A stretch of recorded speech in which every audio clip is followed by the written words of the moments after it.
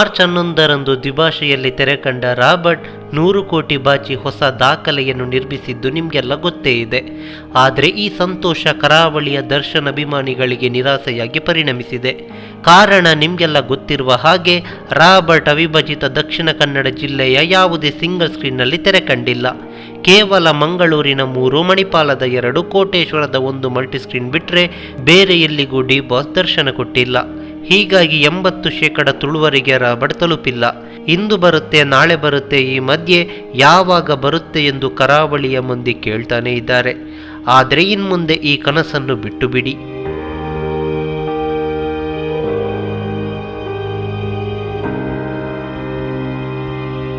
S, Robert ಇಂದು ಬರುತ್ತೆ, ನಾಳೆ ಬರುತ್ತೆ ಎಂದು ಕಾದು ಕುಳಿತ ಕರಾವಳಿಯ ದರ್ಶನ್ ಅಭಿಮಾನಿಗಳು ರಾಬರ್ಟ್ ಅನ್ನು ಚಿತ್ರಮಂದಿರದಲ್ಲಿ ನೋಡುವ ಕನಸನ್ನು ಹಿಂದೆ ಬಿಟ್ಟು ಬಿಡಿ. ಪುತ್ತೂರು, ಸುಳ್ಯ, ಬೆಳ್ತಂಗಡಿ, ಮೂಡಬಿದ್ರೆ, ಉಡುಪಿ, ಕಾರ್ಕಳ, ಬೈಂದೂರು, ಕುಂದಾಪುರದ ಮಂದಿ ನಮ್ಮೂರಿಗೆ ಯಾವಾಗ ರಾಬರ್ಟ್ ಬರುತ್ತೆ ಎಂದು ಸಾಲು ಸಾಲು ಸಂದೇಶಗಳನ್ನು ಕಳಿಸ್ತಾನೆ ಇದ್ರು. ನಾವು ಕೂಡ ಈ ವಾರ ಬರುತ್ತೆ, ಮುಂದಿನ ವಾರವಾದರೂ ಬರ್ಬೋದು ಅಂತ ಕಾಯ್ತಾನೆ ಇದ್ವಿ. ಆದರೆ ರಾಬರ್ಟ್ ಇನ್ಮುಂದೆ ಕರಾವಳಿಯ ಸಿಂಗಲ್ ಸ್ಕ್ರೀನ್ಗೆ ಎಂಟ್ರಿ ಕೊಡಲ್ಲ ಅನ್ನೋದು ಕನ್ಫರ್ಮ್ ಆಗಿದೆ.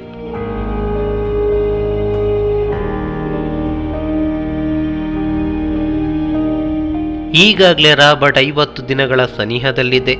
ಹಾಗೆ ಏಪ್ರಿಲ್ 25ರಿಂದ OTTಯಲ್ಲಿ ರಾಬರ್ಟ್ ರಿಲೀಸ್ ಆಗಲಿದೆ.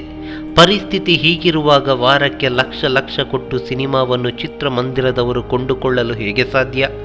ಯಾವ ಆಯಾಮದಲ್ಲಿ ತಾಳೆ ಹಾಕಿದ್ರೂ ಉತ್ತರ ಇಲ್ಲ ಎಂದೇ ಬರುತ್ತೆ. ಈ ವಿಚಾರವಾಗಿ ಚಿತ್ರಮಂದಿರದವರಲ್ಲಿ ಮಾತನಾಡಿದಾಗ ಇನ್ನೂ ಬರೋದು ಡೌಟ್. ಬಂದರೂ ಜನ ಬರಬೇಕಲ್ಲ, ಹಾಕಿರುವ ಬಂಡವಾಳ ರಿಕವರಿ ಆಗುತ್ತಾ ಅಂತಾರೆ. ಒಟ್ಟಿನಲ್ಲಿ ರಾಬರ್ಟ್ ಅನ್ನು ಸಿಂಗಲ್ ಸ್ಕ್ರೀನ್ನಲ್ಲಿ ವೀಕ್ಷಿಸಬೇಕು ಅನ್ನೋ ತುಳುವರ ಕನಸಾಗಿ ಉಳಿದಿದ್ದು ಮಾತ್ರ ದುರಂತವೇ ಸರಿ. ನಮಸ್ಕಾರ.